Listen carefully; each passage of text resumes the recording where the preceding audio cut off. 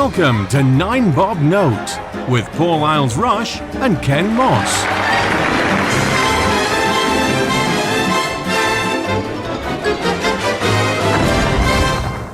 Hi everyone, it's Saturday and we're here again with 9 Bob Note.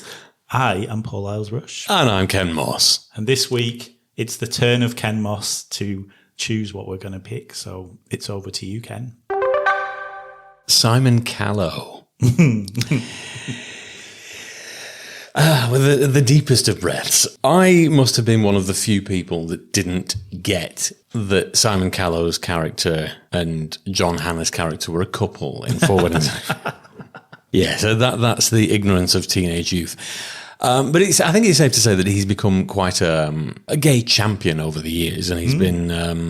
You can fill me in on the history of his work and what have you, but he seems to have become more and more. When the time arises, I mean, he's not somebody I hear about all the time, but when the time arises, he's on platforms. He'll make speeches. He gets invited to events, and he's one of those old gay actors now, like the national treasure that is Sir Ian McKellen, who gets wheeled out when they want somebody old and gay on a chat show. Absolutely.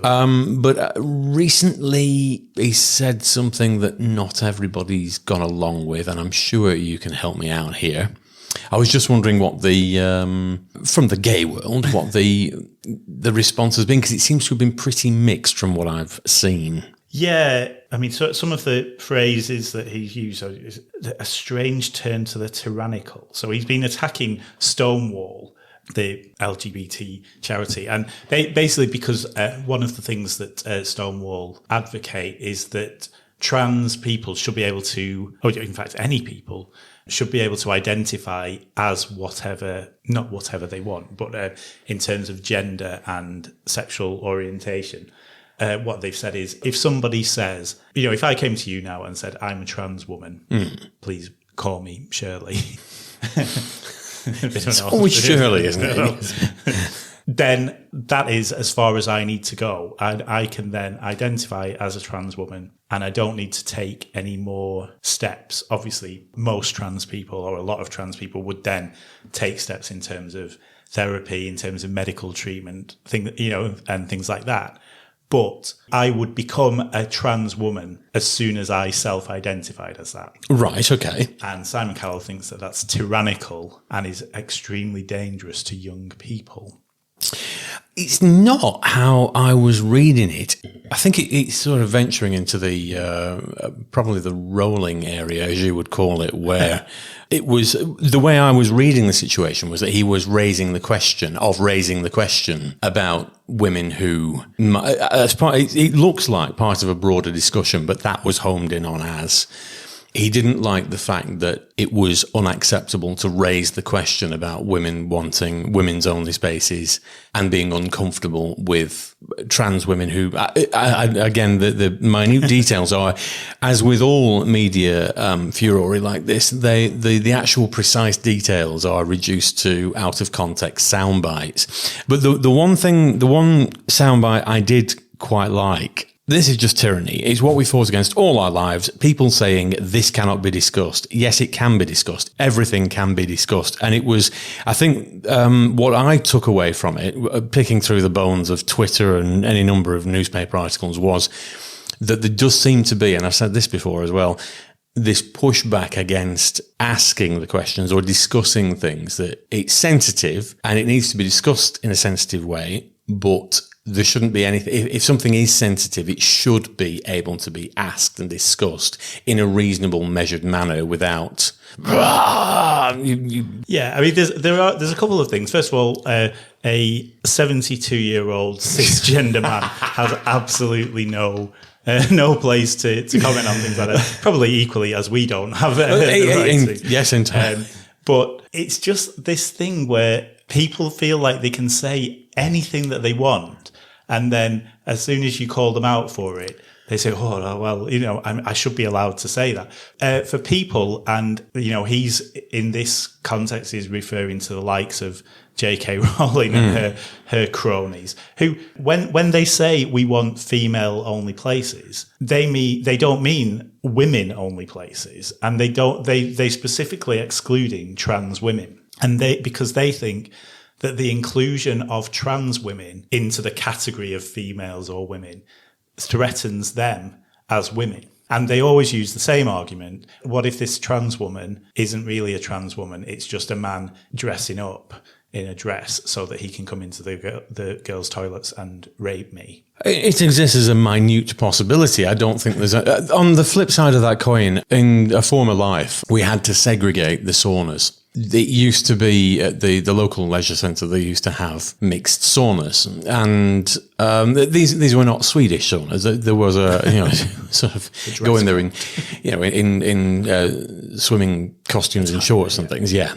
But there was a problem with a specific demographic of the male population who were taking diabolical liberties. And as a result of that did have to be. Now, I know that's a completely different thing, but it was a very sensitive subject that nobody wanted to raise. It was one of those things, it needed discussing. Nobody really wanted to do it. Again, I need to look into this J.K. Rowling thing because it does keep cropping up as a sort of a side eye on the podcast. And I've not read enough into it to have made an informed judgment. I know that apparently she's written great lengthy blog posts on the topic. I really should take the time to read it for the podcast. I can summarise it for you. I know you can summarise it. I want to see the actual words and horrendous bigot. Oh, I want to see the actual words. I'm not going into this blinkered. I want to go into it with an open mind and read the words. But on the flip side of that coin, I agree. If you're going to have male and female changing rooms, the female should include transgender women. That is what they have identified as. That is what they're more comfortable as. I get it. On the flip side of that coin, again, I don't know, but presumably out there somewhere, there are women that are uncomfortable with the idea of that. I don't know how many have raised the question or feel they can raise the question, but I think that the problem comes if you can't raise the question, if you are deemed transphobic for raising that question, in just the same way as if, I can't imagine there are too many men would be terrified of a trans woman walking in and into the male changing room. I just can't see that happening somehow. But the question or the discussion should not be off limits without being demonized as this is transphobic. If it's just a sort of, well, hang on a minute, I am a little bit uncomfortable with this. Can we please talk about it? But why would a woman be uncomfortable with a trans woman being in the same changing rooms as her? Well, imagine, you've got somebody identifies as a trans woman. They go into the female changing rooms and they are pre-op. It might be a little bit intimidating or uncomfortable. So don't look at the genitals. No. This is where it comes from. With the whole changing room and the toilet thing is, who goes into these changing rooms and looks at other? When you go into a changing room, and if there's any situation, like in a gym, and you have to have a shower. And you go and you get dressed as quickly as possible. Yes. And yes. You don't make eye contact with anyone. You don't look at anyone. Who are these women who are going in going, oh, it's just, these people, they don't exist. And if they do, they're in the wrong. Oh, you can't say somebody's in the wrong for having a feeling about something and wanting to discuss it. I mean, it's not for us to judge whether there are women out there that do genuinely feel like that, but for them not to be able to at least air their opinions and their concerns, or this makes me, we've touched on this before, or I've touched on this before, that if somebody feels uncomfortable about something, no matter what they are, they should be able to raise it without being demonized. My worry with the world in general, a couple of weeks ago, we've had some furore in Sheffield, where Roy Chubby Brown has been banned from the public city hall from performing at the public theatre or something. And he's not particularly to my taste. I can't say that I've seen more than 5-10 minutes of his material in my life. It's not for me. But once you start down that route of, you can't discuss this, this is off limits, you can't have this, it becomes a little, you're pushing back the other way, where the very thing that you've been campaigning for, which is, tolerance and free speech, you start pushing back if people cannot ask questions. That's my only concern. I personally do not have any concerns that armies of trans women are wandering in, waving their penises about in female changing rooms and toilets. Which I'm sure happens all the time. I'm going to rape you all. I don't believe that for a second. But oh gosh, how has this podcast ended up here? But my overriding concern with anytime a topic like this rears its head is that for anybody that might even have a question about it, you daren't raise the question because you are transphobic. It's so binary, the opinions. You're either all against or all for. There's no grey area. I don't think that's overly healthy for measured discussion. Yeah. I'm not talking about Piers Morgan level of debate. No, but I do get it. Going back to the change rooms, if there was a woman who felt uncomfortable, then she shouldn't be looking at women's penises then. But it's the fact that the likes of Rowling and Callow use this, and Morgan, use this as an excuse to say... They use it and they say, well, we just can't say anything anymore. We can't say anything. It's like, no, you absolutely can. And you can open things up for debate, but the existence of women, of transgender women, is not something that's open for debate, and their right to be women isn't something that's open for debate.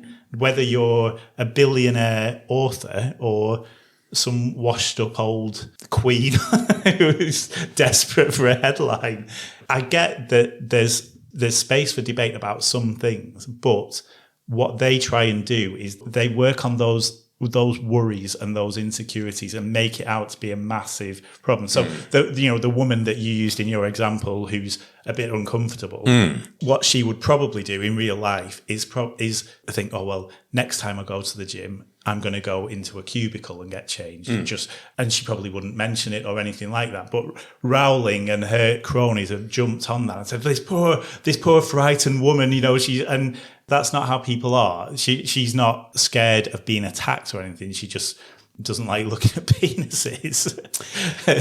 But it's the way that it's twisted round by these people. It's not, we can't have a debate about anything. It's people like that who they say whatever they want. And as soon as they're called out on it, they're like, oh, well, there's just no point. We're not allowed to debate anything anymore. And there's certain things that aren't open for debate. Oh, we have different views on this. I like debate on everything to be out in the open, so long as it's measured. What I don't agree with, and I'll never agree with, and this is on both sides of the spectrum, I hasten to add, on any topic where you get the hysterical ones who they're not raising a sensible, measured point. They're just hysterical and or sensational, and that's not the best way to resolve anything or have a good discussion or debate or on anything. Yeah, absolutely. Like in the case, although I don't like to mention her name, I've mentioned her about 5 times. But in the case of Rowling, the things that she has said. And people always say, oh, you've just read into what she said. But no, she said it and backed it up and then gone back and, tread over it again and again to reinforce. No, this is actually what I think. This is actually what I mean. But for her to then receive death threats and things like that, that's not helpful to anything, is it? Because then it's like, well, I don't agree with what she said, but I don't agree with her being put to death. So I must be on her side, and then and that's how she builds up this army. But if you're going to debate something, do it without the hysteria. So I suppose we better whip out the boas and decide feather or not. It's gone a long way off Simon Callow, but this particular topic is a burning issue. I think it's. We have to be careful because, first of all, what Callow said, as possibly, as you say, they've taken out bits to make him, him sound worse than he was. And yes, he did, choose his words badly, or maybe he chose them on purpose. I don't think that necessarily what he said is very important, but the fact that this has led on to us talking about, such things, I think means that it is important. There's been points on both sides. So I think this is worthy of 4 feather boas. See, I'm because it stirred up such feeling, and this is not the first time it's happened. I'm going to nudge this into 5 territory purely because of particularly in the past few years, this has reared its head as a real sort of, trans people have never existed before 2018. They are a brand new set of people. We've never known about them ever in history before. But all of a sudden there's been this explosion of trans rights and a great push forward. And the debates that have been had and the strength of feeling that is stirred up, admittedly, a lot of people who have absolutely nothing to do with the debate and on Twitter. So we will delete about 90% of the commenters immediately. But if it's going to be thrashed out, it may as well be thrashed out while it's a hot topic and sensibly for the good of all for the rest of time. Amen. Well, while we sup up the blood of Christ, let's switch on the TV and see what we're watching this week.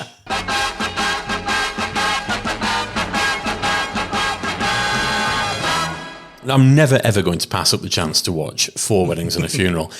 So yes, that's my hot pick for this week, full of trans issues, a cracking film from 1994, I think. Yes, it was. Because we went to see it about 5 times. We did. That was, of all the films that we used to see, we loved that film so much when it came out.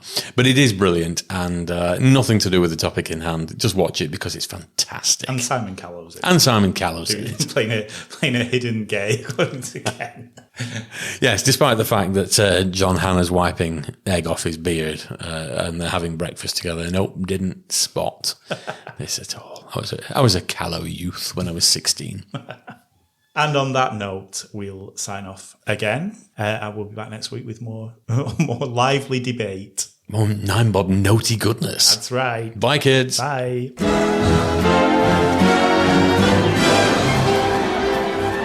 9-Bob Note featured Paul Isles-Rush and Ken Moss. Title music was by Mark Scheiman, and the program was produced by Maverick Productions.